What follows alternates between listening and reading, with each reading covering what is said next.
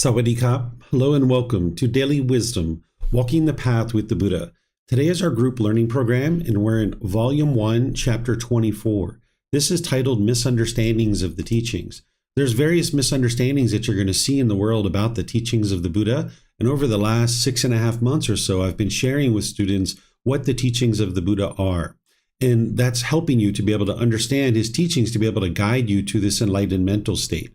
But now at the very end of the book, I share misunderstandings that you're going to encounter at different times. This is in an effort to be able to help you see more clearly what the path to enlightenment is. So once you've learned the teachings for this period of time, now we can start talking about some of the misunderstandings that you're going to see in the world, and this will help you to better make your way towards the enlightened mental state. So I'd like to welcome all of you, whether you're joining for the first time or you're joining regularly.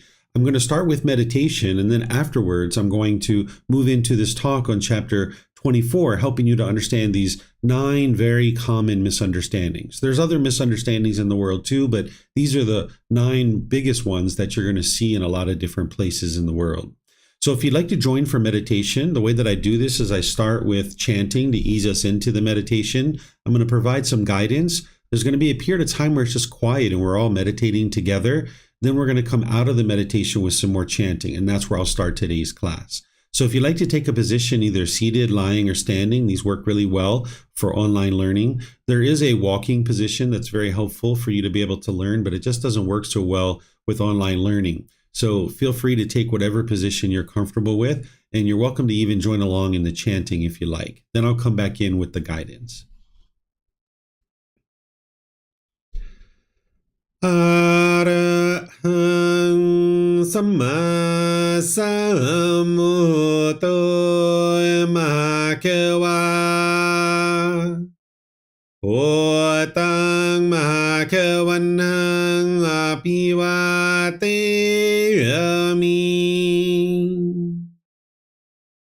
Savakato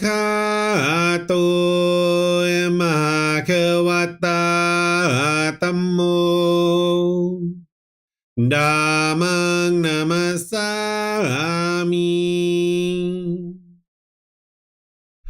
Supatipano Mahakavato Sāvaka Saṅkho Saṅghang Namami Namo Tassa Bhagavato Arahato Samma Sambuddhassa Namo Tassa Bhagavato Arahato Samma Sambuddhassa Namo Tassa Bhagavato Arahato Samma Sambuddhassa Iti piso Mahakawa Arahang Samma Sambuddho Vicacaranang Sammuno Sakatoro Kawitu Anuptero Purisa Dhamma Sati Satatavap Manusanam Oto Bhagavati.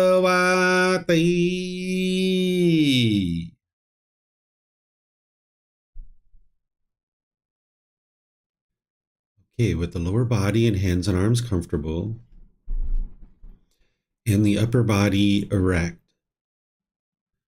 just close the eyes and start breathing in through the nose and out through the nose.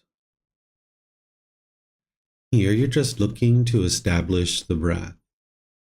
a nice, natural, steady, consistent breath. Not forced or controlled, just a gradual inhale through the nose, experiencing the full breath. And then, whenever you're ready, exhale out through the nose. Breathing in and out. Breathing in and out.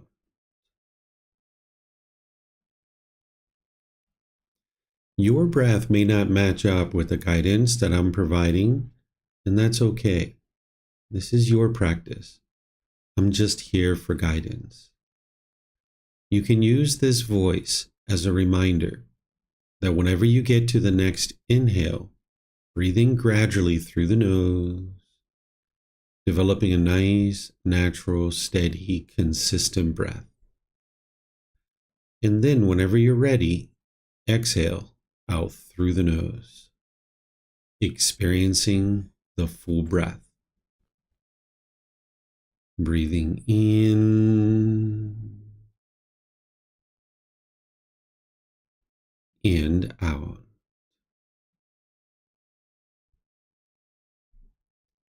Breathing in and out.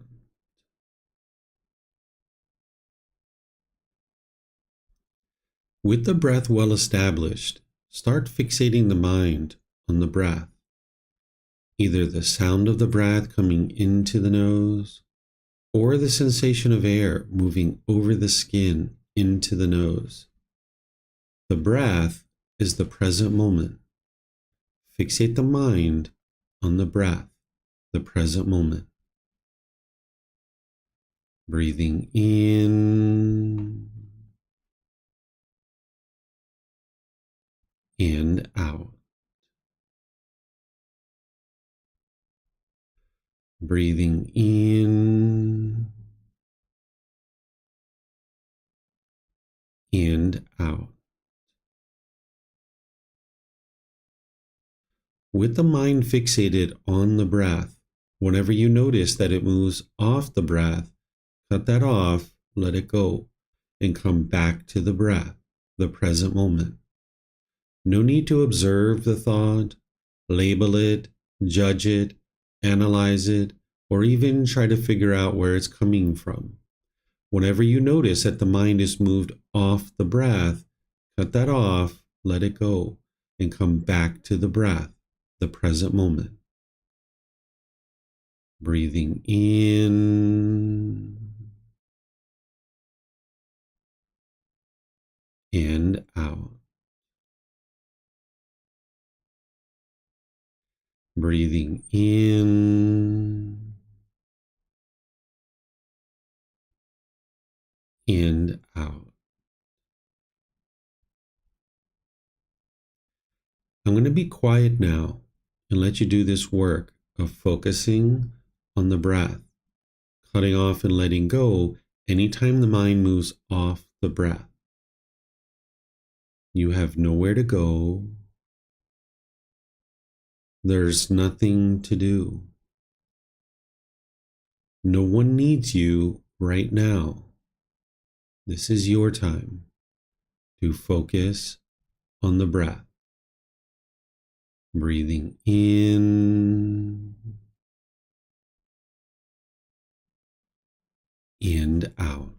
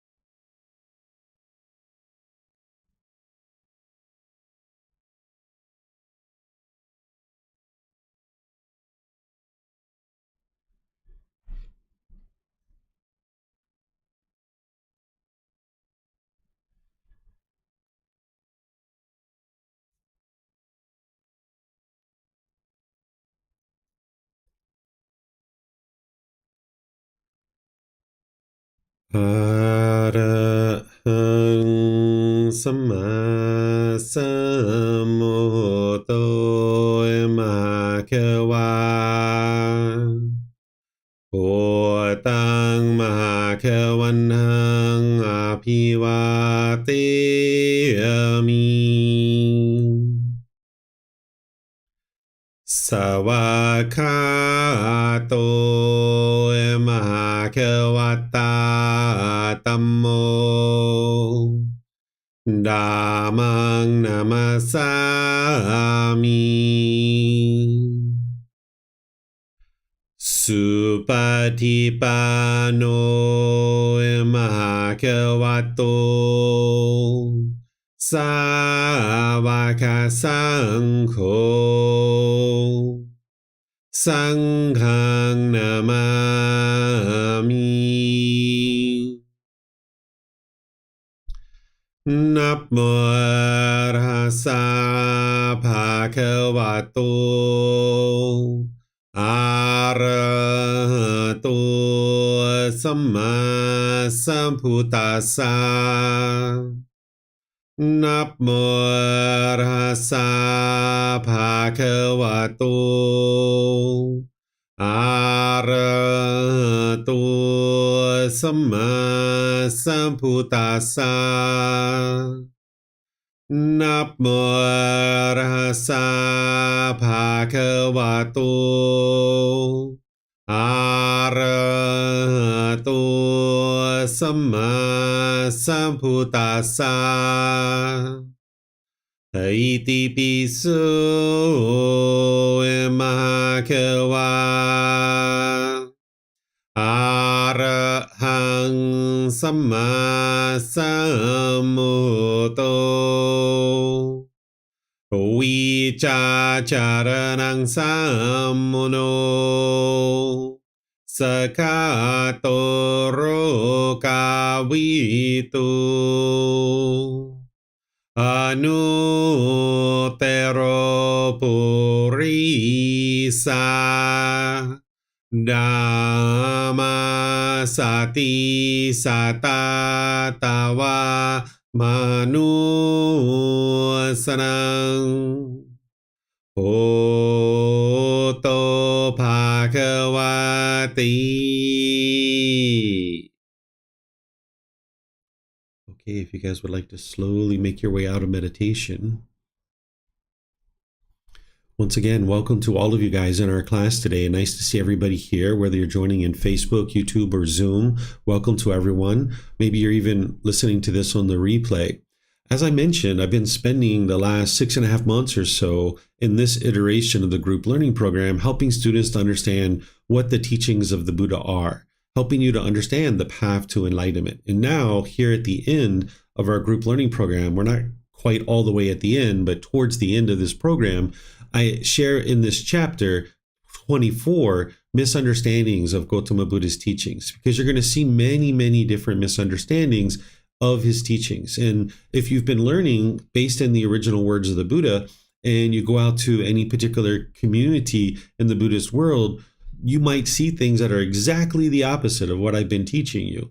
And if you've been learning with the original words of the Buddha, you'll know that those things are not his actual teachings, because the vast majority of the world doesn't actually study with the original words of the Buddha. That's, unfathomable for somebody to imagine that you would consider yourself on the path to enlightenment or practicing Buddhism if you weren't actually studying with the original words of the Buddha. But that's what the vast majority of the world is doing. There's about 500 million people who consider themselves Buddhist practitioners, but it's a very, very, very minute number of individuals who are actually studying with the original words of the Buddha.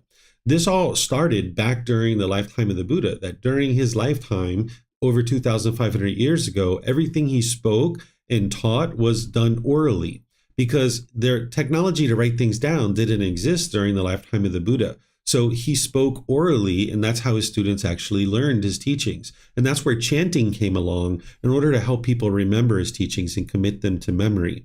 And if you can imagine, during the lifetime of a Buddha, there were countless people around him some that were practicing really, really closely and that were learning and growing and developing and making their way to enlightenment.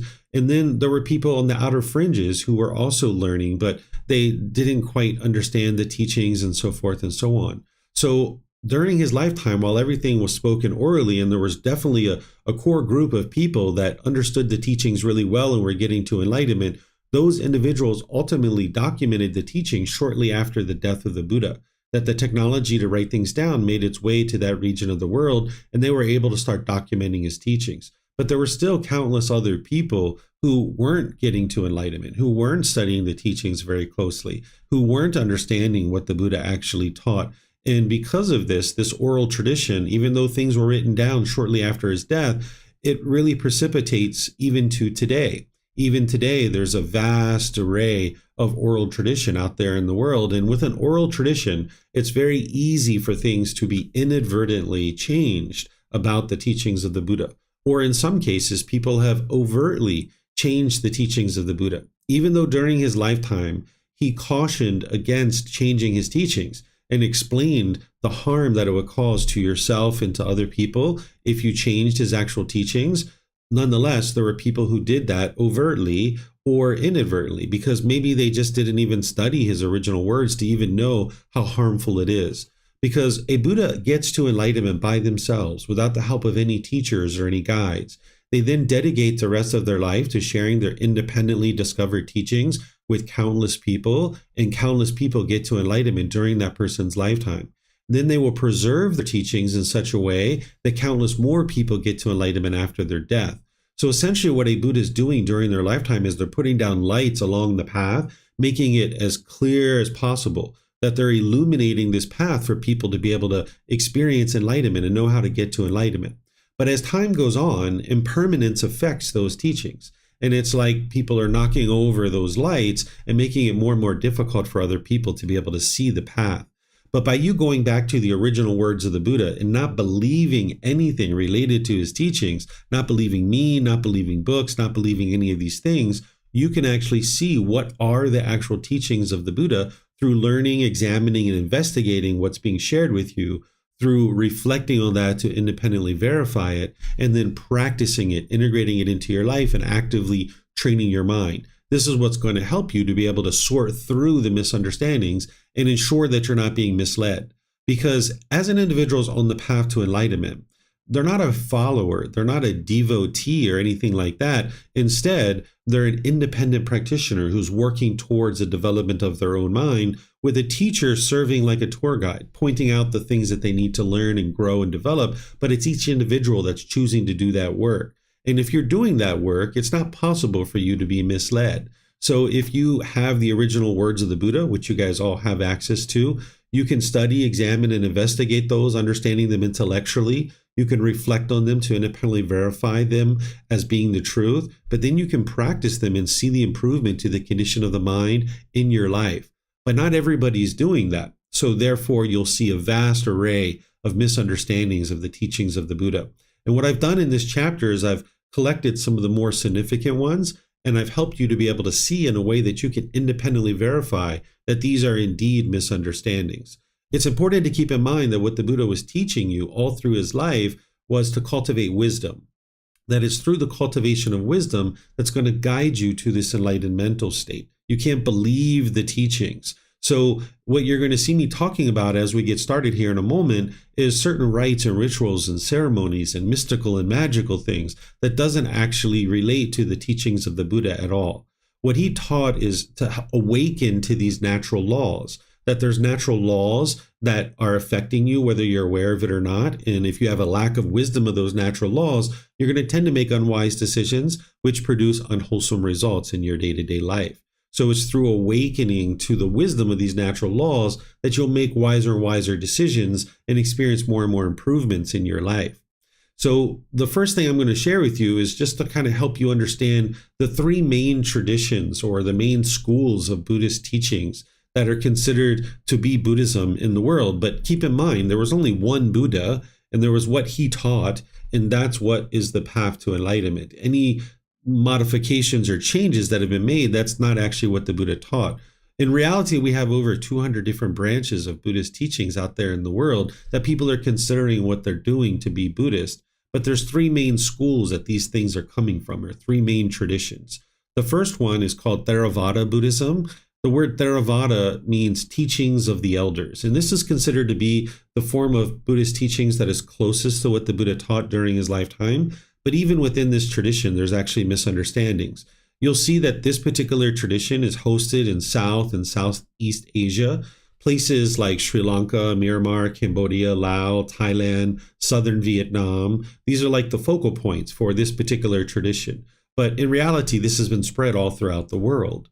And in this particular tradition, they consider the Pali Canon to be the original words of the Buddha. And it's called the Pali Canon because it's in the Pali language, which is no longer a spoken language today. It's 45 volumes of books that are this thick. And for here in Thailand, for the average person to have a copy of that, it would cost you about 3 months of your salary.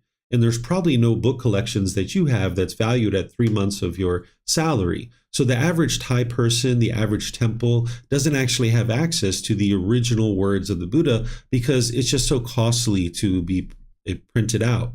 That's why this book series, I titled it The Words of the Buddha, The Path to Enlightenment, Revealing the Hidden, because these teachings have really been hidden for a long time. Not intentionally, but just because of the cost involved in printing out the teachings, that there's been essentially hidden. So the Pali Canon is considered to be the words of the Buddha, and people who are really interested in studying his teachings deeply and making their way to enlightenment would study his original words. But not everybody does that.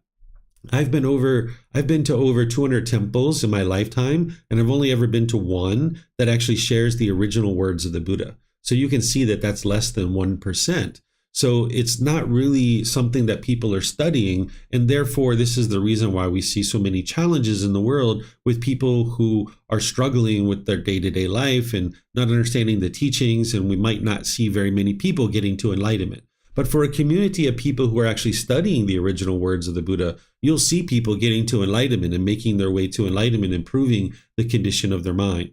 So this is the first tradition of the first school. It's called Theravada Buddhism. Some people refer to it as early Buddhism because it's considered to be the form of teachings that's closest to what the Buddha actually taught.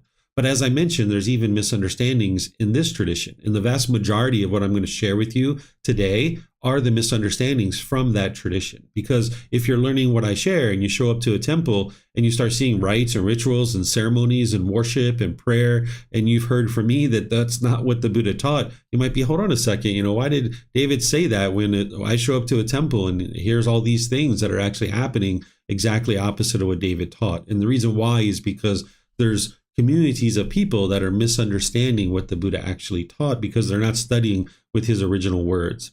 Then about 500 to 1,000 years after the death of the Buddha, there's something called Mahayana Buddhism that comes along. Here, this is hosted primarily in East Asia, which is China. And there was a significant amount of changes that were made to the tradition that this Mahayana Buddhism kind of spawned. And there's certain rites and rituals and ceremonies and worship that is talked about and practiced here, and even prayer and things of that nature. Then there's something called Vajrayana Buddhism, which is primarily hosted in Tibet, in Bhutan, Mongolia, and the Russian Republic of Kalmykia. And just like Theravada Buddhism, Mahayana Buddhism and Vajrayana Buddhism have really spread all throughout the world. And in Vajrayana Buddhism, this comes about 1,000 years after the death of the Buddha. And you're going to see gross misunderstanding in this tradition because you're going to see tons of rites and rituals and ceremonies and worship and prayer, deity worship, and things of this nature. And this just isn't what the Buddha taught in order to get to this enlightened mental state. So some people refer to these as the lesser vehicle, or Hinayana, being Theravada, or the greater vehicle, Mahayana, or the lightning fast vehicle, Vajrayana. So oftentimes when people are using the word Hinayana or lesser vehicle, this is like a way to degrade and denigrate the tradition of Theravada Buddhism, which I don't suggest you do.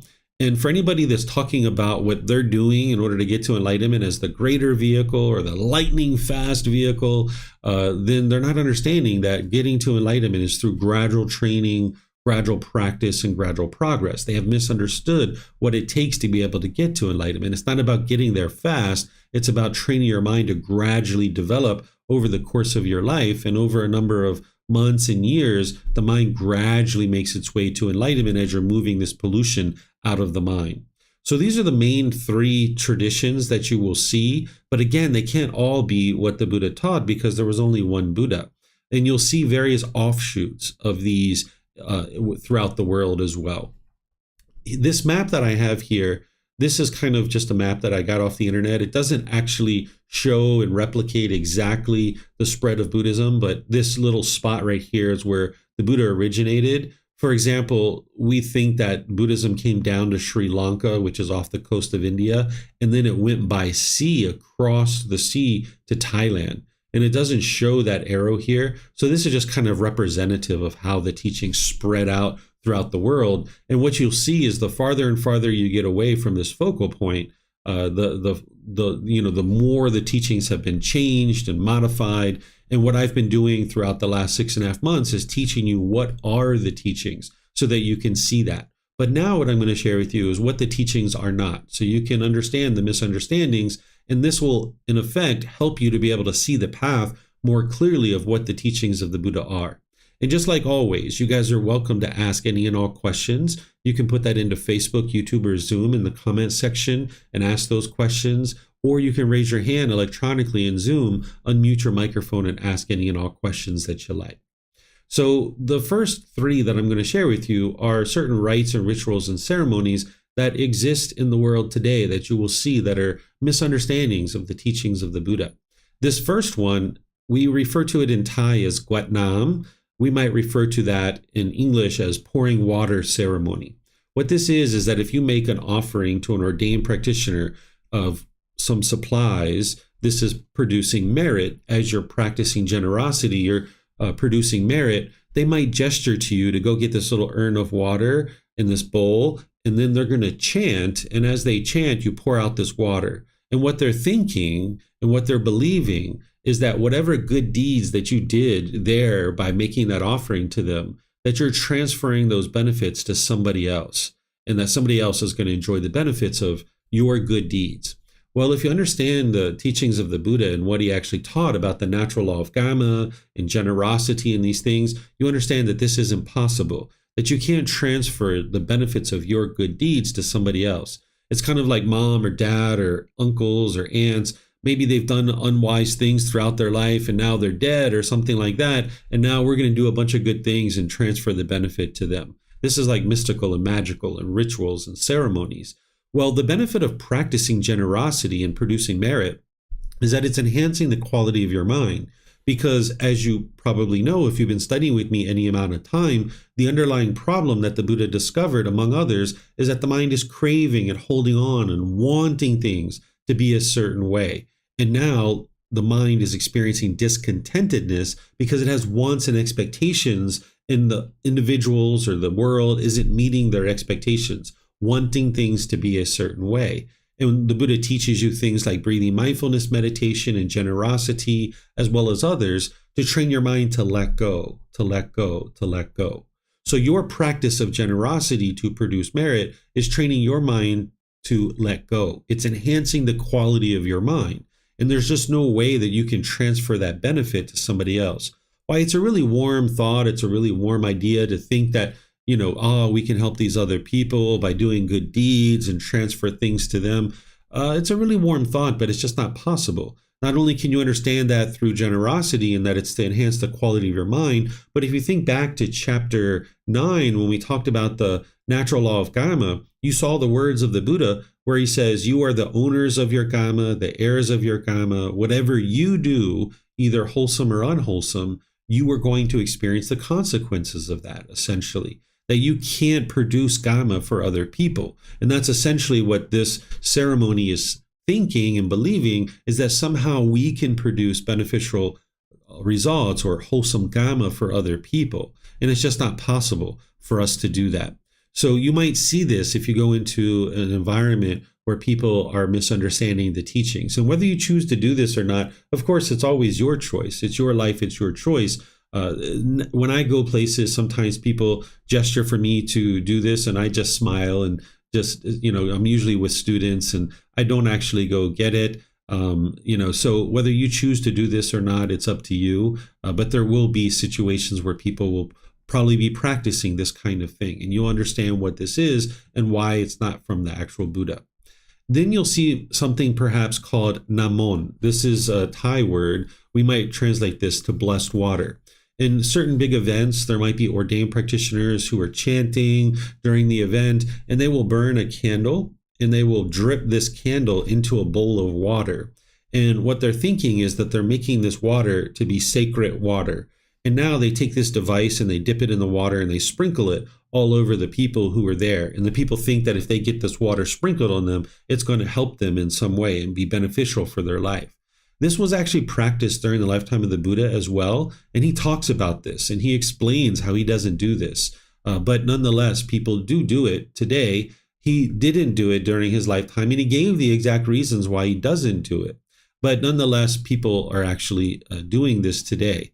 So there's nothing about a bowl of water that any human being can do to this bowl of water to make it special, right? This is going to, come from the mind's conceit, from the mind's ego, to think that I, as an individual, can drip wax into a bowl of water and I can chant over that bowl of water and somehow make this bowl of water special or unique. And now when I sprinkle it on people, it's going to somehow instantly benefit them. This is actually coming from the mind's conceit and the misunderstanding and the lack of wisdom of what it really takes to get to enlightenment, which is the cultivation of wisdom. During the lifetime of the Buddha, there were individuals called Brahmin, which were Hindu priests, and they were doing rites and rituals and ceremonies and worship and prayer. And the common individuals thought that they couldn't improve their life, that they needed to go to these Brahmin who were born into a certain family. This was a very strong caste system, and about 15% of society was a Brahmin. And if you were born into this family, you were considered to be holy. And these individuals were responsible for doing rites and rituals and ceremonies. And we were thinking as the common person that we would go to this person, pay them money, they would do a ceremony on our behalf, and then we were going to go home and our life was going to get better. Well, the Buddha understood that that wasn't the truth, and that's not the way an individual would improve their life and improve their mind. And he taught the actual path to enlightenment. And these Brahmin would sometimes come and learn with the Buddha. And this is one of the things that they were doing, was sprinkling water on people and things like this. So even though the Buddha taught the ordained practitioners during his lifetime what his teachings are and what it takes to get to enlightenment, because of that oral tradition and the vast misunderstandings that are propagated throughout the world, what we see is the ordained practitioners have actually become like the Brahmin, that individuals will go to a ordained practitioner, they will pay them a fee, and then they will perform certain rites, rituals, ceremonies, worship, even prayer, and things like this. And the thought is that that person's going to go home and their life's going to get better. But it doesn't work that way, and their life just continues to have struggles and difficulties, and more people are seeing that this isn't working. And this is one of the ones that the Buddha talked about specifically, about how this promotes what we call wrong view. If you've studied with me for any period of time and you understand what right view is, you understand that right view is the Four Noble Truths, where you understand that it's craving, desire, attachment that's causing your discontent feelings. And it's through the purification of your mind that's going to help you to be able to experience improved results in your day-to-day life. So there's nothing about sprinkling water on you that is going to help you to cultivate wisdom. There's just no way that that can occur. So the Buddha didn't do this. He taught his close students not to do it. People that were getting to enlightenment, they weren't doing this. But today you'll see people that are actually doing this. So if you see it, you'll understand what it is. And there's no benefit to it other than if you were hot on a hot day and you had some water splashed in your face, okay, there's probably some benefit to that. But in terms of getting to enlightenment and cultivating wisdom, there's just nothing there that's actually going to help you to accomplish that. Another thing that you might see when you're interacting with ordained practitioners is you might see something that we call sai sin. This is a Thai word that we might translate it to mean sacred thread. If you go and speak with an ordained practitioner, maybe at the end, they might tie this string on your wrist. And it's thought that this is a sacred thread and it's going to bring you good luck throughout the rest of your days. So people will oftentimes wear this for many weeks, even months, thinking that this string is going to somehow bring them good luck. But if you understand the teachings of the Buddha, you know that he didn't teach about good luck and bad luck, or destiny or fate, or that any being like a supreme being is controlling us, or that it's other people who are making us experience what we experience. He taught you to make wise decisions based on the natural law of karma, of cause and effect, or action and result. And it's through our wise decision making that we experience wholesome results. So there's no amount of sacred thread that anybody could tie on your wrist that's going to produce wisdom for you to be able to make wiser decisions and actually experience improved results. If you go speak with an ordained practitioner and they provide wisdom to you and help you with wisdom that's going to guide you on the path, that's the beneficial thing that you're getting there. This string isn't actually benefiting you in any way. And I share these three things because I actually used to do these things, not while I was here in Thailand and teaching what I'm teaching now, but long in the past when I was in the USA and not understanding these teachings. I was teaching Thai massage. I used to do these kinds of things because I didn't know any better. And I knew and I learned that these things didn't lead to enlightenment and improvement to the condition of their mind. And it was important for me to be able to share these with other people so that you can see the truth for yourself.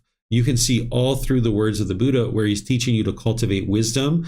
And you can see very clearly where he teaches that there isn't anything superstitious or auspicious about his teachings, that he didn't teach rites, rituals, ceremonies, and worship, but those things came along after his death and people modified his teachings. So you'll see these things in certain environments and certain communities, and you might even see other things as well. Let me pause here and see if you guys have any questions on these three. Remember, you can put that into Facebook, YouTube, or Zoom, or you can raise your hand in Zoom and ask any questions that you like.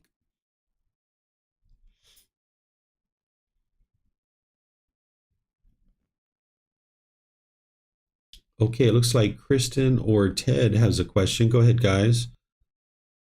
Hi, Teacher David, thank you. What about like the flowers and garland and fruits and things that you see on altars?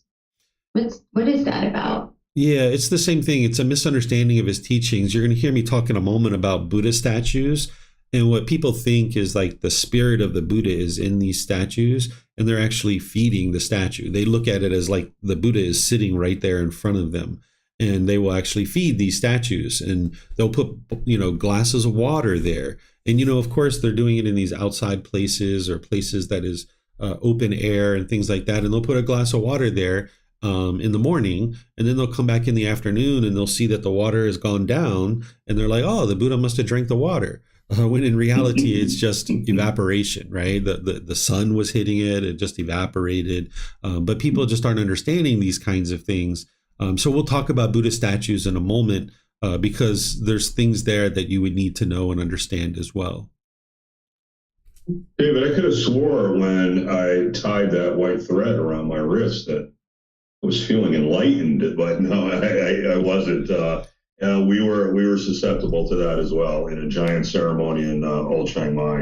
And it's very interesting to find out everything about this, so thank you. Yeah, well, if you were feeling enlightened when you had that thread tied on you, I would encourage you to read chapter 3 again so you know more about what enlightenment is and what enlightenment is not. All right, I'm not seeing any other questions anywhere. So I'm going to go to these next three.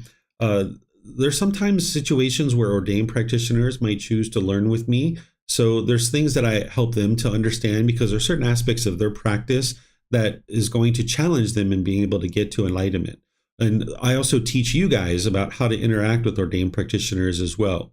When you're around anybody, whether it's an ordained practitioner, whether it's your mom or dad, whether it's your friend or family or your coworker or the king of Thailand or anybody, I encourage you to treat everybody exactly the same. Treat everybody polite, kind, friendly, and respectful. Treat people the way that you're interested in being treated, with respect, right? That's the way that the Buddha taught. It's important to treat all beings with respect. So when you're around ordained practitioners and you're showing respect, and maybe here in Thailand, you might wai them, where you bring your palms together. We do this not only towards the ordained practitioners, but towards everybody. This is like the gesture where, like in the West, we might shake somebody's hand. Here in Asia, a lot of places are whying, right? And you'll see this even in Western culture. It's making its way into Western culture. If you watch like an award show with celebrities and stuff like this, you'll oftentimes see them get up at the podium and they will why to people, showing appreciation, gratitude, and respect to the audience for giving them this award, perhaps. Well, if you why an ordained practitioner, if you show respect with your hands like this in the prayer-like position and bowing your head, more likely than not, they're not going to why you back. And the reason why is because they've been taught that they are above us, that we are below them. And this is a big contrast and a conflict with the teachings of the Buddha. The Buddha taught that everybody is equal. He didn't teach this pecking order, that there were certain people above us and certain people below us. That's what we have learned in the animal realm. And we needed that pecking order in the animal realm because that's what helped us to survive. Because we needed to know who was the matriarch of our elephant herd so she could show us where to eat, where the watering holes were, where the migration paths were. If we didn't know the pecking order in the animal world, we wouldn't have survived. But here in the human world, we don't need a pecking order. And when you're around individuals and you're whying and showing respect to them, particularly ordained practitioners, more likely than not, 99.99999% of the time, they are not going to why you back. And if you choose to why anybody, whether it's an ordained practitioner or anybody else, understand that the reason why you're choosing to do that is because that's your practice. You're choosing to be respectful, not because you want something back from that other person. So if you choose to why somebody, whether it's an ordained practitioner or anybody else, you shouldn't have an expectation that they will why you back. I'm just sharing this with you to help you understand that they will most likely not why you back. And you might ask me like, hey, David, what's going on here? I thought that, we are supposed to all respect each other. Yeah, that's what the Buddha taught, is everybody to respect each other. But you see the natural law of karma at play because individuals are sometimes having a very hard time to support their temple or support what they're doing as an ordained practitioner because they're not showing that respect. They may be not saying thank you to the household practitioners for the support that they're getting from the household practitioners. And because of this, those individuals might be really struggling to support their temple and what it is that they're doing as an ordained practitioner. So I encourage you as a practitioner of these teachings who's interested to get to enlightenment to be polite, kind, friendly, respectful to everybody. And don't expect anything from anybody when you're whying somebody. Understand that that's part of your practice. But you will be in situations, not just with ordained practitioners, but even with household practitioners, that they might not why you back. But remember, you're not whying because you're expecting them to do something back for you. But instead, you're doing this because you understand it's a wise practice and it's producing wholesome karma for you. If there are any ordained practitioners who are learning with this right now, I would encourage you to be able to see the truth of what the Buddha taught, that he didn't teach that you are above other people. And while your teachers might be teaching you that you are above other people and that you shouldn't why household practitioners, keep in mind that it's the household practitioners that are creating that womb for you to live within. If it wasn't for the household practitioners providing you food, clothing, shelter, and medical care, you wouldn't be able to be an ordained practitioner. So for me, I have an enormous amount of respect and gratitude and appreciation for all the people who support me to be able to do what I do. And my way of showing that gratitude and respect is to teach them and guide them and help them to learn the path to enlightenment.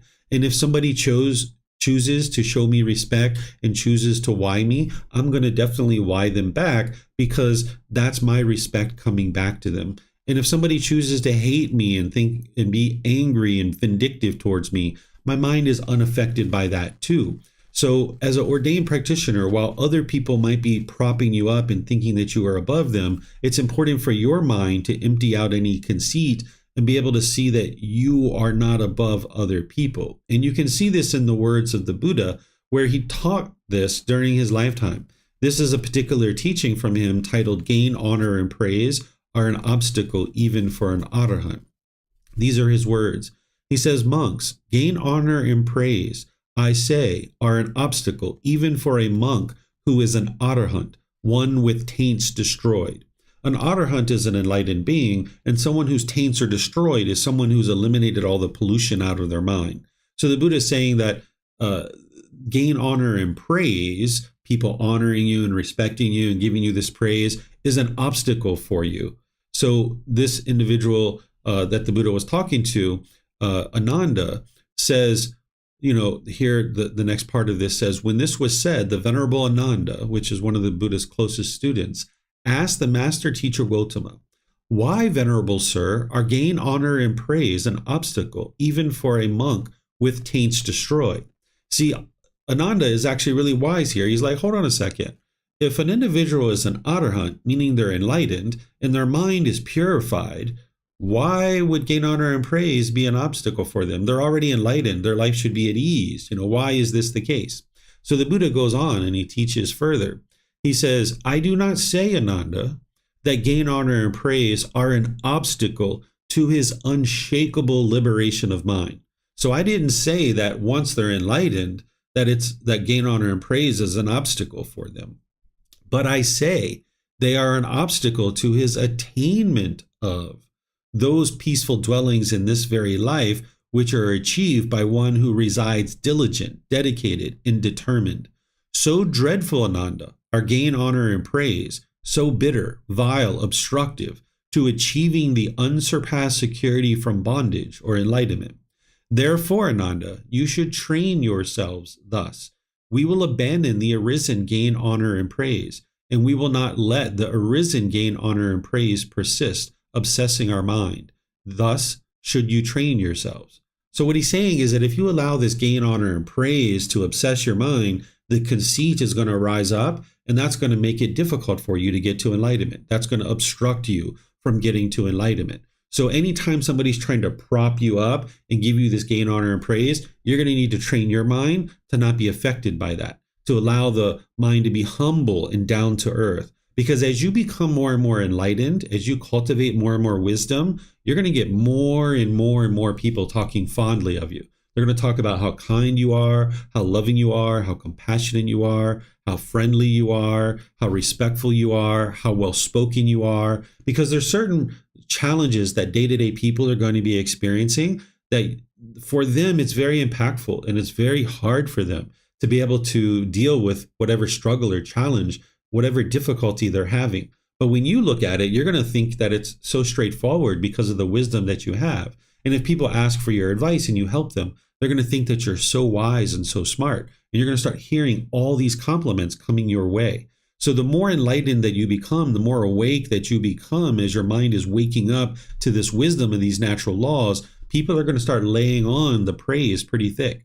And you're going to need to train your mind to be humble and down to earth and understand that you are just like everybody else. You've been fortunate to have exposure to these teachings that other people haven't had exposure to, but that doesn't make you a better person. That doesn't make you above them. That doesn't make you, higher than them. So it's important for us to always keep that in mind. And it's important for an ordained practitioner to keep that in mind too, that as people are giving you this gain, honor, and praise, to stay humble and be thankful and respectful to the people who are actually providing you this womb to stay within. Because if it wasn't for the household practitioners, you wouldn't actually be able to be ordained because they are the ones who are providing you that support. And if you're training your mind and developing your mind, cultivating wisdom, you will then have something to give back to them, which is the wisdom of how to get to enlightenment. Here's another teaching along these same lines from the Buddha, where he says this spiritual life is not lived for the sake of deceiving people. Monks, this spiritual life is not lived for the sake of deceiving people and persuading them, nor for the benefit of gain, honor, and praise, nor for the benefit of winning in debates, nor with the thought, let the people know me thus, but rather this spiritual life is lived for the sake of restraint, for abandoning, freedom from strong feelings, and elimination. So what the Buddha is saying is that this spiritual life isn't lived in order to get this gain, honor, and praise from other people. Like, wow, look at him. He's practicing the Buddhist teachings. Wow, look at her. She's on the path to enlightenment. Wow, she's so holy, right? Like, raise the roof. Look at them. Like, that's not what this path is about. It's also not about, going into discussions and like, let the people know me thus. Let the people know how smart I am so that I can win in this debate or this argument. That's not what the Buddha is teaching. He's teaching you to be humble, that the purpose of this path is to eliminate the strong feelings, to eliminate that discontentedness, restraining the mind and abandoning these pollutions of mind. So this is what the Buddha taught us, And it's important that we all practice this as part of our journey. But understand that other people, even if they're ordained, they may not be practicing the teachings. The Buddha actually gave an analogy or a story during his lifetime where he talks about himself as a cow and walking on the earth during rainy season, and he's leaving these footprints along the path, and that there's a donkey behind him putting their hooves in the same hoofprints as the cow. And the donkey is thinking, I'm a cow, I'm a cow, I'm a cow. And he says, just because the donkey is putting its hooves in the same hoofprints of a cow, and the donkey thinks in their mind that they are a cow, does that make the donkey a cow?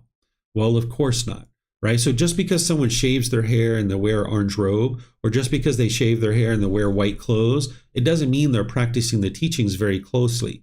So as you navigate this world and you interact with different practitioners, whether they're ordained or they're a teacher, or they're sitting in front of a temple and teaching, understand that you need to have discernment about how you practice and how you take in information, that you always need to learn, examine, and investigate. You need to reflect on that to independently verify, and you need to practice in order to be able to see the truth for yourself.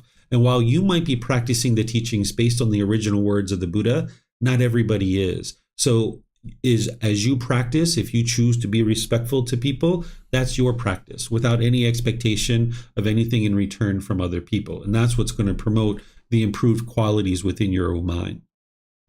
Then sometimes you're going to see chanting and mantras as part of people's community. Even us, we actually chant as well.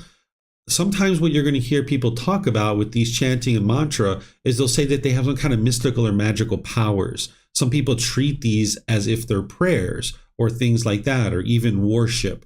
But that's not how the Buddha actually introduced chanting, and that's not how he used it.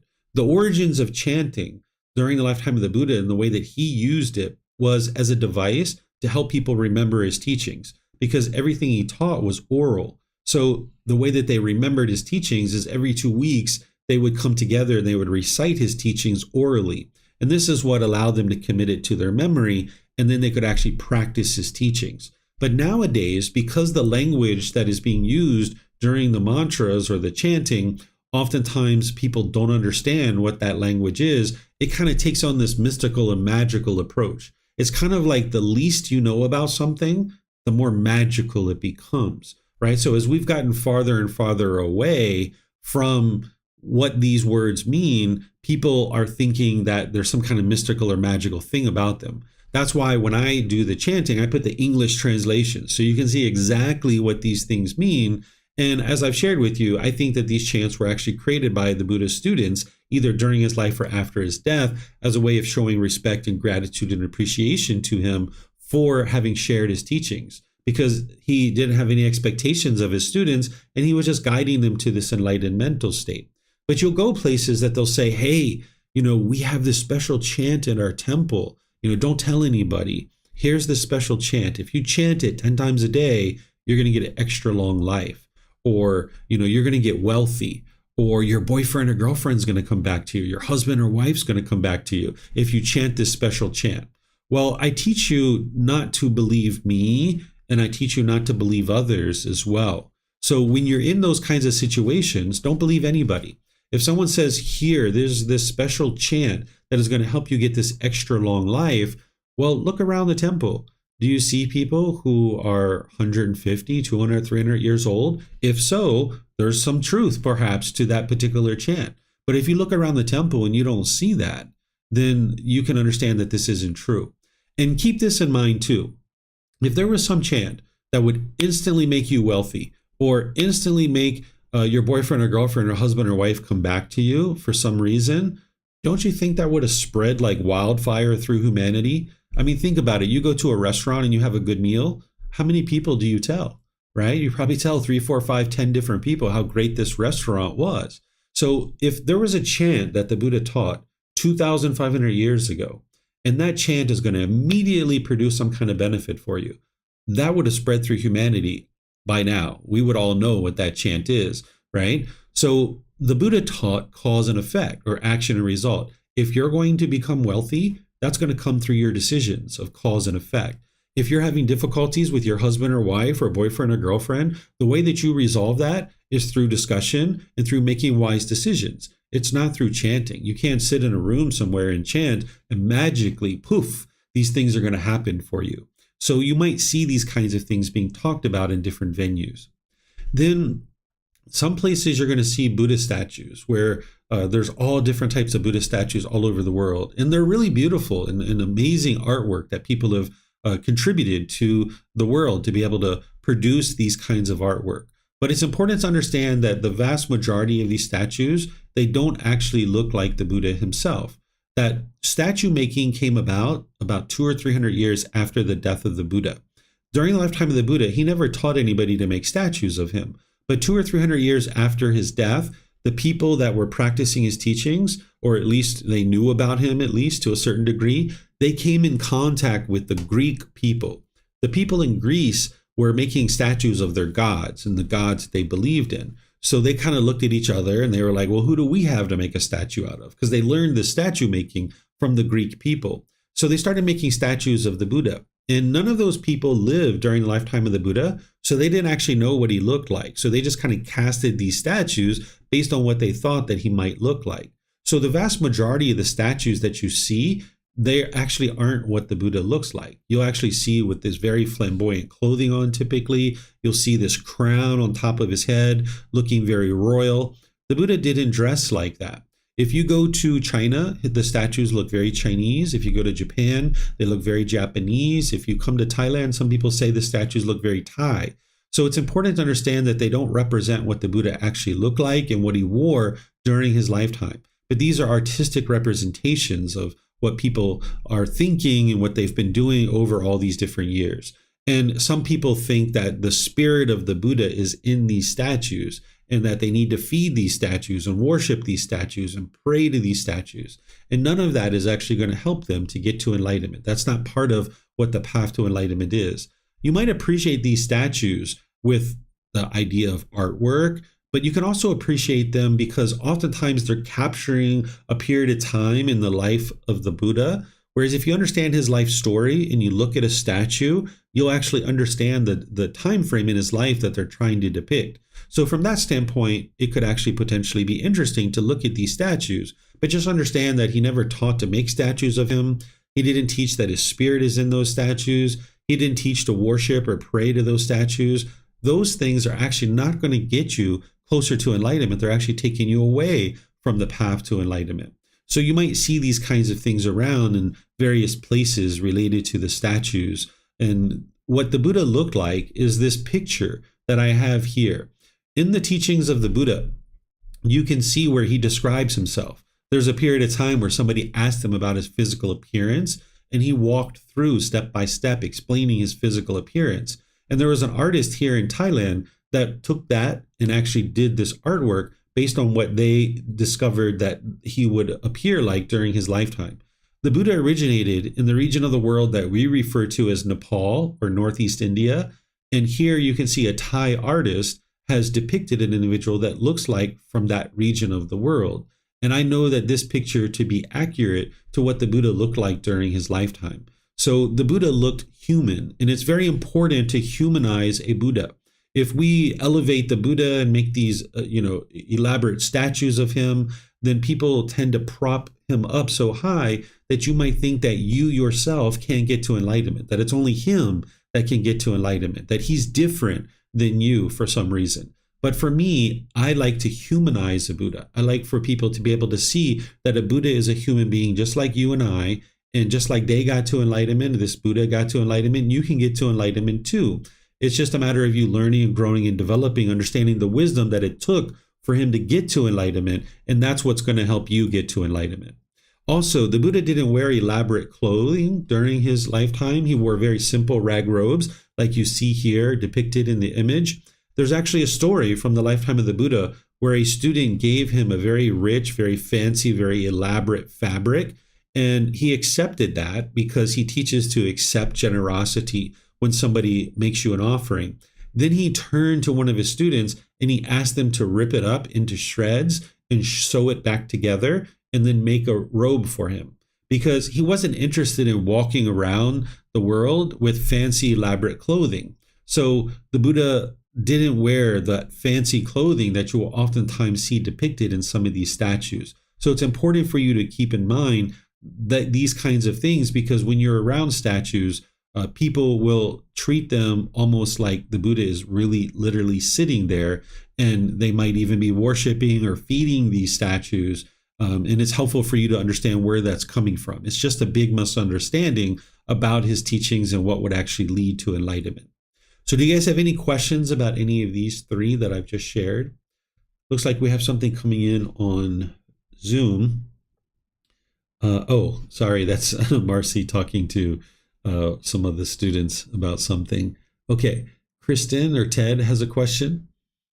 David, this is a little off the beaten path, but I have a friend who, a very good friend, who is on his own journey with I believe, a Tibetan monastery in Connecticut, and he shares a little bit with me because he knows that I'm trying to learn the path as well. But he shares about a lot of ceremonies and for instance, the abbot, which I just had to look up, is coming to will be present at the monastery this weekend, and he received a certificate after completing something there, and it just raises up in me. I so badly want to share what I'm learning here, as opposed to what the path that he's on, and I think the intention is good, but it's probably corrupt with a lot of shortcomings, for lack of a better term, on my behalf, because I want to share this very good thing, and this very, in my eyes, it's very raw and to the point, and no fluff, and so I don't know if I'm getting my point across clearly, but I really want to say, hey, check out these videos at the very least, and on Sundays, at 10 o'clock our time, we sign on, but he hasn't asked for that. So there's the conundrum for me. Yeah, you're not interested in giving unsolicited guidance, but you can ask maybe once. You can say to him, are you interested in, any resources that I'm using in order to understand the teachings of the Buddha? And they're going to say either yes or no. And if they say yes, you might send a book or send one video or something like that, and then just let it be. But if they say no, which you need to be prepared for that because of impermanence, then just understand that that's where they're at. That's where they're at in their journey, and just let it be. If this individual is sharing with you in an unsolicited way, then just understand that where that's coming from is that individual's conceit. And if I was you, I would just ignore those things, because otherwise you're just going to get bombarded with all that kind of stuff. Thank you. You're welcome. Okay, it looks like Alberto has a question, or maybe Martha. Yes. Yes. Hi, David. Hi, everyone. I have two questions regarding chantings. So the first one is, David, do you ever use, or do you know any teacher or ajahn that uses chanting in languages other than Pali to help students memorize the teachings? And second question is that, since I've been studying with you, I've noticed that you tend to use the same chanting all the time. On the other hand, I've known some people who use different chantings, for instance, for each of the Brahma Maharas. And so my question is, what do you think are the benefits of keeping with one chanting versus having different verses depending on, the intention that you have for your meditation session? Thank you. Sure. Pleased to help you with that, Alberto. So it's important to understand that chanting isn't required in order to get to enlightenment. Nowadays, you could actually choose not to chant at all, and you would still be able to make your way to enlightenment. That's why the core path, the Eightfold Path, it doesn't say right chanting. During the lifetime of the Buddha, you had to chant. in order to be able to get to enlightenment, because that was their only way to commit the teachings to memory, where nowadays we have books and videos and podcasts and audiobooks and things like this that can help you to study and commit the teachings to memory that way. So there's no amount of chanting that is required in order to get to enlightenment. I use it for the reasons that I teach as part of this program that helps you to cultivate the mind and ease the mind into meditation and get more benefit out of the meditation, and then other purposes as well. So I just use those 3 basic chants because those are the ones you're going to hear most frequently. Whenever you go to a Theravada temple, you're going to hear they're chanting those regularly. So you could chant right along with the people who are chanting if that's what you choose to do. But there's some students who learn with me who choose not to chant, and they would still be able to get to enlightenment that way too. I have heard other people in the Theravada tradition, they will chant in English. Some places they'll chant in Pali as well. But they're not doing it in order to commit the teachings to memory. It's almost just kind of like singy-songy in order to kind of like sing together as a group or as a community. If you get into the Mahayana and Vajrayana tradition, they will chant in Chinese, they will chant in Vietnamese or any of these other languages. In Theravada Buddhism, it's really rare amongst this tradition that this particular tradition chants in the Pali language, where like if you were learning Mahayana tradition in China, you would need to first learn Chinese and then you could chant with them. Or if you were learning Mahayana Buddhism in Vietnam, you would need to first learn Vietnamese, then you could chant with them in Vietnamese, where there's this unifying language in the Theravada tradition, which is the Pali language that we all chant in. There's different dialects from temple to temple, from region to region, but by and large, you could all chant together and everybody would be able to hear it. So I don't have any other chants that I use other than these 3.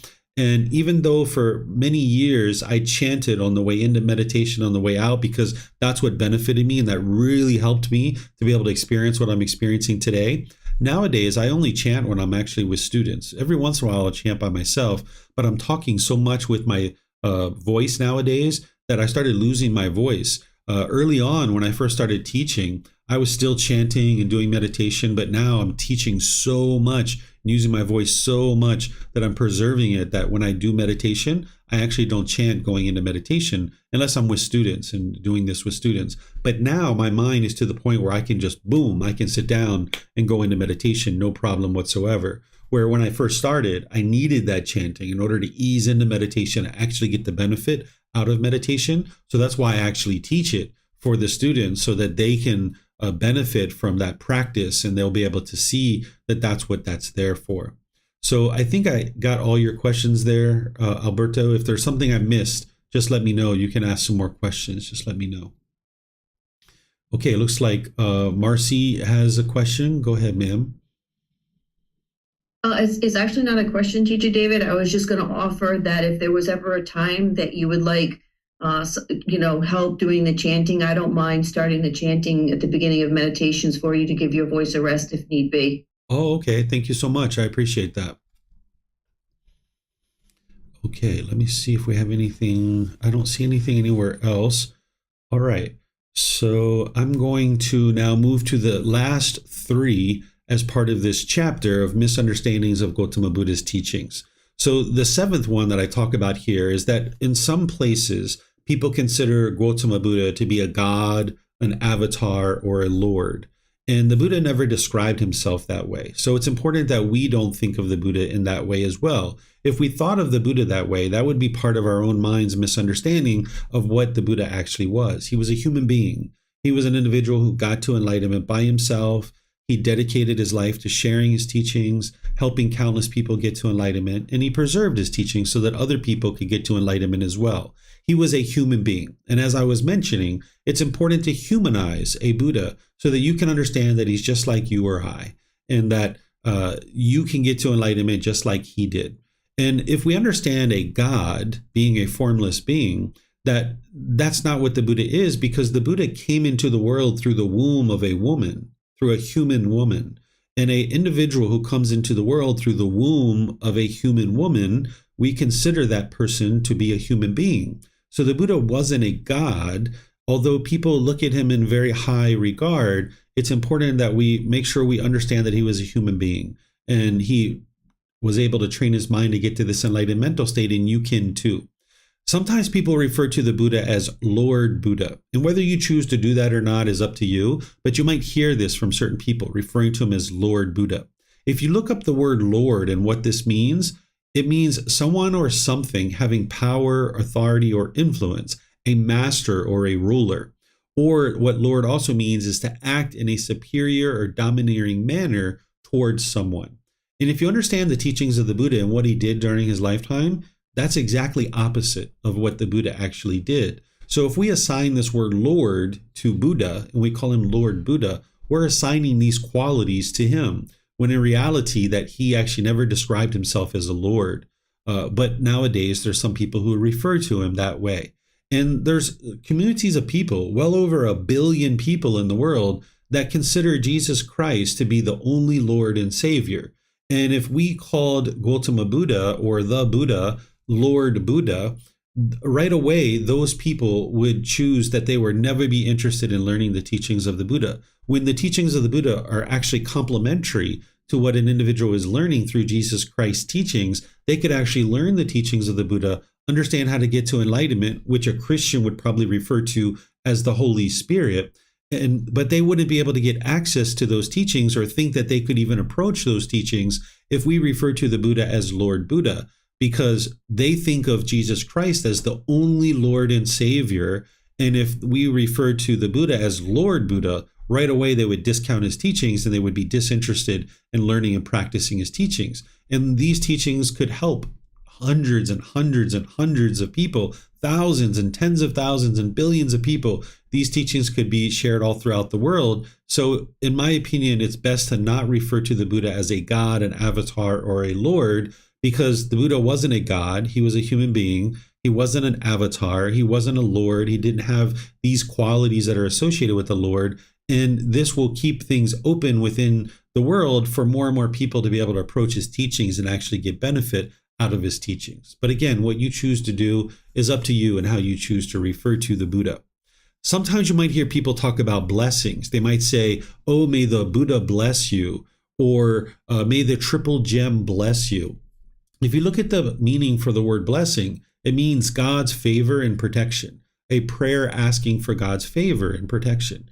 So if you understand the teachings of the Buddha, you understand that that's not what the Buddha taught.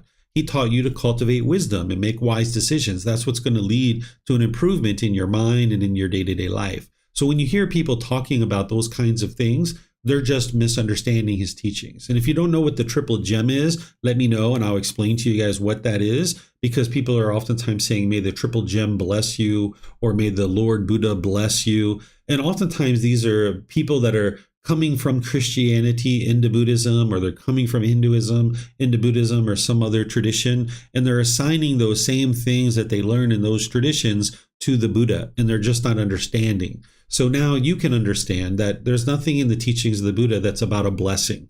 And once again, if you can think about, like, if I as a human being thought that I could say or do something that is going to bless you, this comes from the mind's ego, from the conceit of the mind, right? What makes me so special that I could actually bless another human being? It doesn't matter who you are in the world or what position you hold. If I think that I can bless another person, meaning that I can give you God's favor and protection just by way of me doing something for you, this comes from the mind's own ego. So I don't encourage you to think about what you do or what you're experiencing on this path as a blessing, because that's not what the Buddha actually taught. And then lastly, you'll hear some people that will say that you are a Buddha, or you have Buddhahood, or you have Buddha nature. They think about everybody as being a Buddha. And this is a very big misunderstanding. If you understand what a Buddha is, which I've taught many times, and I've even shared it in this class, where a Buddha gets to enlightenment by themselves without the help of any teachers or any guides. They preserve their teachings in such a way that countless people get to enlightenment during their lifetime. Then they preserve their teachings in such a way that countless more people will get to enlightenment after their death. So these are the three criteria of what make a Buddha a Buddha. And that individual is very rare in the world. So while other people might say that everybody's a Buddha, the Buddha didn't say that. The Buddha didn't teach that. The Buddha taught just the opposite. He taught that it's very rare for a Buddha to exist in the world. And I'll show you his actual words on this so you can see it yourself. This is a teaching that's titled The Rare Appearance of Five Treasures. And you can see the very first one. A Tathagata is an individual that is sharing the teachings. That is a Buddha. The Buddha himself referred to himself as a Tathagata. The word Tathagata means the one who shares the truth, or the one who discovers the truth. So he refers to himself as the Tathagata, an arahant, which means an enlightened being. A perfectly enlightened one is rare in the world, right? He's saying that very clearly right here. Well, if everybody was a Buddha, he wouldn't say that it was rare for a Tathagata to appear in the world. So this is a misunderstanding that people have about what a Buddha is and what the Buddha actually taught, because they're not studying with the original words of the Buddha, and they're not understanding what an actual Buddha is. You can see these other rare things that he talks about here, that a person who can teach the teachings and discipline proclaimed by a Tathagata is rare in the world. When the teachings and discipline proclaimed by a Tathagata has been taught, a person who can understand it is rare in the world. When the teachings and discipline proclaimed by a Tathagata has been taught, a person who understands it and practice in accordance with the teachings is rare in the world. And a grateful and thankful person is rare in the world. The Buddha calls these the five treasures. So these are very rare things that occur in the world. So the last Buddha that the world is currently aware of existed over 2,500 years ago. So you're not a Buddha. You're going to need help. You're going to need guidance along the path. But by you getting to enlightenment, you'll be plenty satisfied with that. You don't need to be a Buddha. Anybody who wants to be a Buddha, who's longing, yearning to be a Buddha, you can be sure that they're not a Buddha. A Buddha doesn't long and yearn to be a Buddha. They just are. And that's just what happens. That an individual who's going to become a Buddha, they actually have a certain quality of their mind that is unique than every other human being. The mind of a Buddha functions exactly the same as every other human being. So that's why what they did to be able to get to enlightenment is the same exact things that everybody else needs to do in order to be able to train their mind to get to enlightenment. But there's one aspect of the mind of a Buddha which makes them unique and able to actually get to enlightenment by themselves without the help of any teachers or any guides. And your mind doesn't have this quality. So your mind has a certain capacity. It's like a hard drive. A hard drive might have 500 gigabytes or 1 terabyte or something like this. And when that hard drive reaches its capacity, it needs to delete old files in order to store new files. And this is essentially what you've been doing throughout your life, is that because you have a certain limited capacity, when you are experiencing life, you probably remember the last 5 or 10 years of your life fairly well. But beyond that, you don't really have maybe much recall about what you've actually been doing in your day-to-day life. That if you think back to your childhood, you might have spotty memories about what happened during your childhood. That's because you've had to delete those files in order to store these new files of the things that you're doing in the last 5 or 10 years or so. An individual who's going to become a Buddha, they don't have that limited capacity. Even in the unenlightened state, they have an unlimited capacity to their mind to be able to remember countless details about their current life and their past lives too.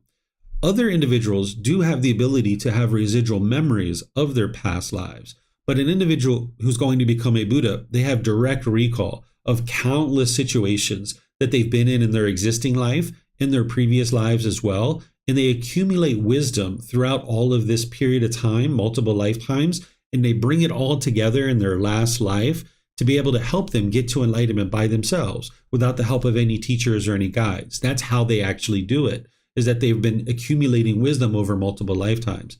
And that individual is very rare in the world. And having gotten to enlightenment and done all that work to get to enlightenment, they have an enormous amount of loving kindness and compassion for the entire world. They have a genuine interest in seeing all beings be well. They have concern for the misfortune of others. And because they struggled and were so challenged to get to enlightenment by themselves, that they are then interested in making it as easy as possible for other people to get to enlightenment. Because an individual who's a Buddha, They did a lot of work to be able to get to enlightenment by themselves without the help of any teachers or any guides. It was one of the most challenging, or the most challenging thing that they've ever experienced in their entire life.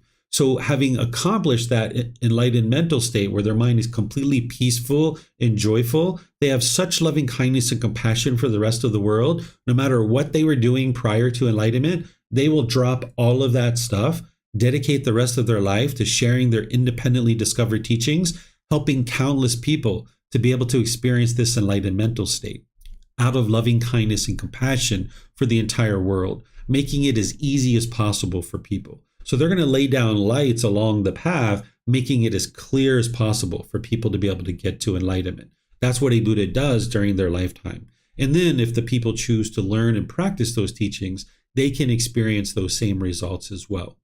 But they're not a Buddha at that point. They're an enlightened being. Or during the lifetime of the Buddha, they would refer to them as an arahant, somebody who's actually purified their mind. Where today we might just refer to this person as an enlightened being. They're in the fourth stage of enlightenment where they fully purified their mind of the 10 fetters or the 10 pollutions or the defilements or the taints. And that individual is an enlightened being, and they're going to be experiencing all the qualities that a Buddha is experiencing, except their mind doesn't have the same level of memorization and ability to remember things as a Buddha would.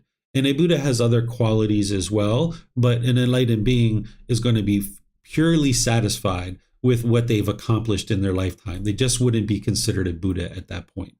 So let me know what questions you have about any of these misunderstandings. Remember, you can put that into Facebook, YouTube, or Zoom, or you can raise your hand in Zoom and ask any and all questions that you like. Okay, it looks like maybe Kristen or Ted have a question. Go ahead, guys. David, sorry for all the questions.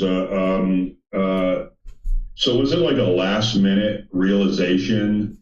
Because the Buddha actually was trying to decide on whether he was going to teach or not. It sounded like he contemplated that for a little while, and it came to the conclusion that he would teach.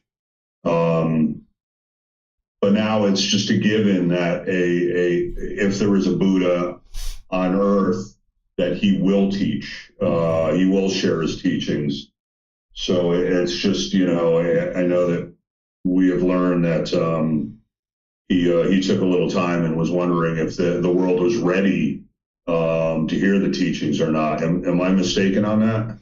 No, what your memory is accurate, that a Buddha is going to be very measured in their decision making. Even an enlightened being, even a person getting to enlightenment, they're going to think through their decisions and make sure that they're making wise decisions. And during the lifetime of the Buddha, he understood at the age of 35, when he got to enlightenment, that his teachings were radically different than what anybody was teaching at the time. And he was trying to decide whether the world was ready for what it was that he had to share with them. So he thought that through for 7 weeks and contemplating at the tree in Northeast India. And by the way, for those of you guys that don't know, we're going to be taking this trip to India and Nepal this year. You guys are welcome to go if you guys would like. You'll see the details on the website, or you can reach out to me, where we're going to visit all these different sites. But he stayed at this tree for 7 weeks, contemplating whether or not he should share his teachings. And ultimately, he decided to share his teachings. But it wasn't a last minute thought or anything like that. It was well thought out, because that's what a Buddha does. That's what an enlightened being does. Even someone who's getting to enlightenment, you're going to need to have what the Buddha calls well collected thought, or careful attention to all your decisions. Because if you understand the natural law of karma, you know that any decision you make, it's going to have certain consequences. There's going to be certain results because of it. So you would like to make sure that each decision you make is very wise. And then the more that you do that, you cultivate your wisdom to be able to just know what to make any particular decision at any time. So you get through a period of your practice where for multiple months and even years, you do what's called thinking and pondering, where you think very deeply about the situation that you're in, the teachings that you're aware of, and how to apply these. And you really kind of slowly walk through your life, making careful decisions. But as you do that over a number of months and years, you cultivate more and more wisdom about wise decision making. And eventually, the ability to make decisions becomes much easier because you have that wisdom on board, but you do go through this period of thinking and pondering about the teachings and deciding what it is that you should do at any given time. And then the other parts of your question there, Ted, is that yes, an individual who does become a Buddha, they are going to teach. That's what they choose to do out of this loving kindness and compassion for the entire world. And by the way, you apologize for asking a question and multiple questions. If you're ever with a teacher who gets angry that you're asking questions, I encourage you to find a new teacher, because a teacher's role is to help their students. And if they're disheartened or upset or frustrated at students asking questions, that's, in my opinion, the wrong teacher to be studying with. Thumbs up, huh? Okay. All right. So here's Marcy. She's got some questions. Thank you, Teacher David.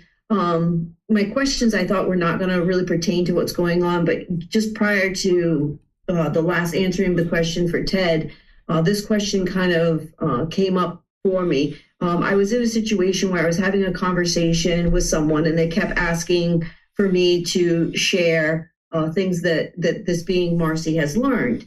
But every time I attempted to share, they would cut me off. And I just decided at that point that the most beneficial thing that I could do was just to become silent and kind of just let them, go and just kind of like not in an agreement, but just understand. I heard everything that they were saying. And it came to a point where they were kind of like, well, why aren't you answering me?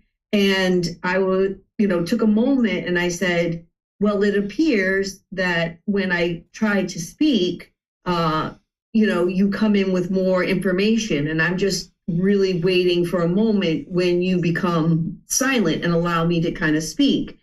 And then I after I said that, I saw the arising of discontentedness in them, and it was like, so basically my question is at that point in time, my speech set up a condition or a situation for discontentedness to arise, right? So this is how I'm seeing this.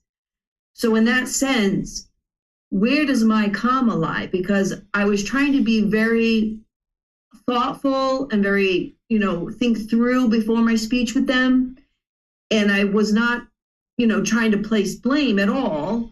But I could see that every time I would begin to speak, they would cut me off. And then, it was that situation. So that was kind of my concern. Like, where not only does my karma lie in this, but going forward, is there a little better way of handling this in a sense when somebody is asking for information, but they don't seem to be wanting to really receive it, without. Yeah. So if you were practicing right speech, you're producing wholesome Dhamma. But just because you're practicing right speech doesn't mean that someone's going to receive that speech well, right? Because the right speech provides the best opportunity for somebody to receive it well. But if somebody's mind has craving, desire, attachment in their mind, they could see what you're saying is disagreeable because you didn't cause their discontentedness. It's their own mind that caused that. So even when you're practicing right speech 100% perfectly, it's still possible for people to become discontent around you because you're not the one causing their discontentedness. It's their own mind, right? So I could give you example after example. Like for me, 99.9999% of the time, nobody's discontent around me. But every once in a while, there's somebody who hears something I say. Like one day I was in class and I was teaching and someone asked me a question about the war.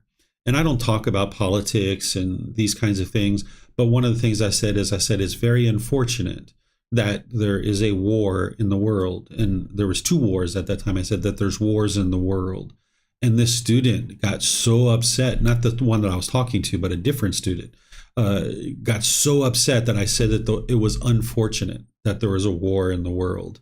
They thought that was just like so disrespectful to say something like that. And they blamed me for allowing the war to continue. They said it's people like you that talk like that allow the war the war to continue. So even when you just say things like, oh, it's unfortunate that there's these wars in the world, and then I just taught whatever I taught, they just thought, that triggered a certain craving in their mind. They thought that I should be out on the street with picket signs, beating drums, degrading and denouncing the war about how horrible it is. And just by saying that it's unfortunate, that wasn't strong enough language for this person. They wanted me to be bitter and harsh and hostile about the war and vindictive and gossiping and slandering. And that's just not the way that I function. So your words, even with right speech, aren't going to meet the expectations that somebody else has sometimes, and they're going to become discontent. And as long as you're practicing right speech in that situation, there's no unwholesome karma for you.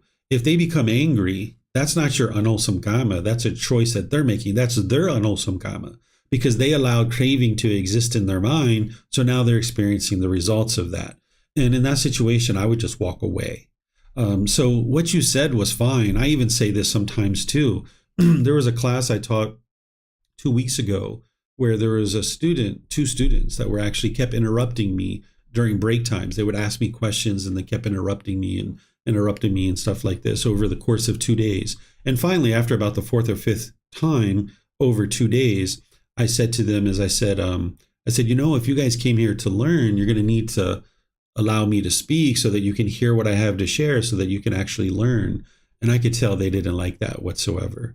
And then I didn't see them after that, right? Like they left that day and they didn't come back. And that was okay, because that's what they needed to learn in that situation. And I said it very lovingly, very kindly, very thoughtfully. I didn't do it on the first time. I wasn't angry. I wasn't upset. But if these people were going to learn anything, they were going to need to understand. And one of the things they needed to learn was you need to let people talk, and then you can actually learn. So people are going to be displeased with what you say sometimes. And if you're not attached to other people always being peaceful and joyful around you, then when people are discontent, you'll just understand that they're causing their own discontentedness, but you're practicing in a way that provides the least opportunity for them to become discontent. Okay, I appreciate that. Mm-hmm. And then my second question, Teacher David, is about showing signs of affection. So I've noticed that the mind now has come to a realization where there's contact through my animals, right? And before I would just kind of be like, oh, that's contact, nothing, and not kind of feed into it. But now I'm starting to feel where I notice like the puppy will come up in my lap, and then I kind of want to give him a little hug, a little squeeze, a little kiss. So my question is that level of like contact and affection, I know that there's sensual desire, there. As a person progresses to enlightenment, will they still show those signs of contact and affection? Or is that something that will just kind of dissipate? No, they can still do those things. They might still do those things, but they're not doing it out of sensual desire, right? You can hug, you can kiss your dog and rub their nose or whatever else you do out of affection, out of this is an action that's coming from your loving kindness and your compassion for them. It doesn't have to come from sensual desire. If there is sensual desire there, you can train your mind to get rid of that, where like someday you're not going to be able to do that with that dog, right? And you're going to need to be comfortable with that. Right now, you might not be in that place, but you can get to a point where you can hug people and do these kinds of things and it not come from sensual desire. You just need to train your mind to do that. So like, for example, I used to, when my wife would come home from work a long time ago, I used to always want to hug her as soon as she came in from work. And I thought that was a sign of our love, that as soon as she would come home, there was an embrace and that was an acknowledgement of our love. And then when she didn't hug me when she came home, I felt like there was something wrong, right? And this was me craving permanence, where what I came to understand is that hug doesn't signify whether we love each other and whether we're having a good relationship or not. It's just an act of affection. And you can train your mind that you can do that, and that's fine. And you can train your mind when that doesn't happen, you're not discontent. And that's where you know that your sensual desire is gone in regards to that, because if you hug them or you don't hug them, you can completely stay content and peaceful. Whereas if you hug them, you get happy or excited. And if you don't hug them, you get frustrated or angry, then you know there's some central desire there. So it's not about the act of hugging. It's about what the mind is doing when it's either having the hug or not having the hug. Yeah, you're welcome. Pleased to help you, Marcy. Okay, let me make one more round on our platforms and see if we have any questions. Okay, I'm not seeing any questions anywhere. So what I'm going to do then is just end by thanking all of you guys for joining for today's class and let you know that next week I'm going to be in the next section of this book, which is frequently asked questions. You're going to see 11 individual frequently asked questions that students ask me, and they're kind of just miscellaneous random questions that didn't fit into any of the chapters anywhere. And I just kind of put them in the back of the book for students to be able to get answers to those questions. So we're going to go through all 11 of those next week so that you guys can learn about that. And then tomorrow, I'm going to be starting a Foundation in the Path to Enlightenment course, which I teach every month, the first full week of each month. It's going to start at 9 a.m. Thai time to 3 p.m. Thai time, and we take our hour-and-a-half lunch break. So I teach it here in Chiang Mai, but of course I live stream it as well. So for those of you guys that would like to learn any of that content, that's going to be available to you, and it's also available through the recordings as well. And then, of course, on Wednesday, we're going to be doing our meditation together, and I'll open up to any and all questions that you guys might have. I'd like to also make sure you understand that we're going to be restarting this program from the very beginning on the 1st of June. That's the first Sunday of June, the very first day, 1st of June. So if you would like to start this program over from the very beginning, I'm going to be starting it over on that day. And if you have friends or family that are interested in starting, they can start on that day as well. You'll see all the details on our website for the group learning program under the online learning section. So we're going to be starting from the very beginning and going all the way back through for 7 months of the entire program. So you might decide to start this program again and do it again for some people, or some people might decide to move into the Pali Canon and English study group, which starts on Saturday, which is on Saturday.